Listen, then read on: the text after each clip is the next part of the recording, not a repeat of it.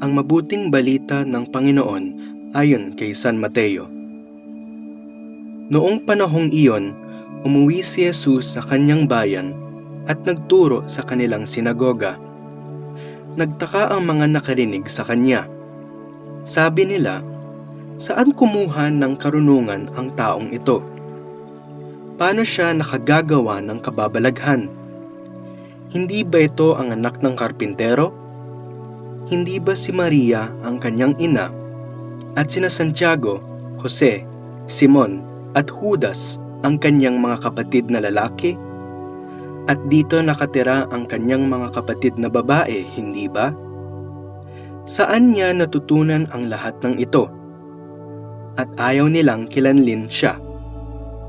Kaya't sinabi ni Jesus sa kanila, "Ang propeta'y iginagalang kahit saan, liban sa kanyang sariling bayan at sa kanyang sariling sambahayan.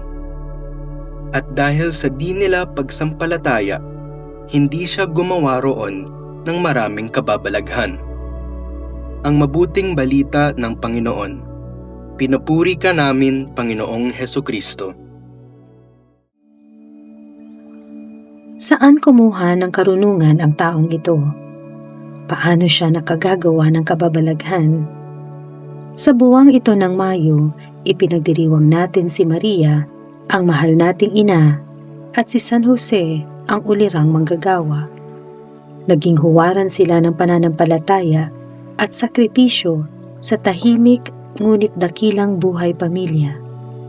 Sa Ebanghelyo ngayon, makikita natin ang pagtanggi kay Jesus sa kanyang sariling bayan, isang masakit na realidad na maaring maranasan din natin sa ating pamilya. Minsan, hindi natin lubos na nakikilala ang halaga ng ating mga mahal sa buhay dahil mas iniisip natin ang kanilang kakulangan kaysa biyayang dala nila. Ngunit si San Jose, sa kanyang tahimik na paggawa, at si Maria, sa kanyang buong pusong pagsunod, ay nagtuturo sa atin na ang tunay na halaga ng isang tao ay nasa kanyang misyon mula sa Diyos. Sa ating mga pamilya, maaring may hindi pagkakaunawaan, ngunit tinatawag tayong magmahal at tanggapin ang isa't isa ng may bukas na puso. Kapag natuto tayong makinig, umunawa at magpatawad, doon natin mararanasan ang himala ng Diyos sa ating tahanan. Huwag nating ipagkait ang pagtanggap sa isa't isa, sapagkat sa pagmamahal at pagkakaisa, mas lalo nating mararamdaman ang presensya ng Diyos sa ating pamilya. Pagsikapan nating tingnan ang biyayang kaloob ng Diyos sa katauhan ng ating mga mahal sa buhay.